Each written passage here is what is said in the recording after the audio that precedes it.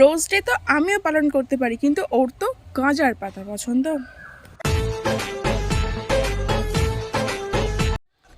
Propose day তো আমিও পালন করতে পারি, কিন্তু ও তো সব মেয়েকে প্রপোজ করে দেয়। চকলেট ডে তো আমিও পালন করতে পারি, কিন্তু ওর তো খৈনি পছন্দ।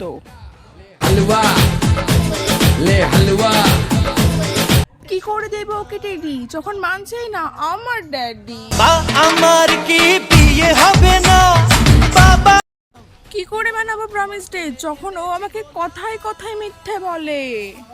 100% love love love love love, it's 100% love love love love love.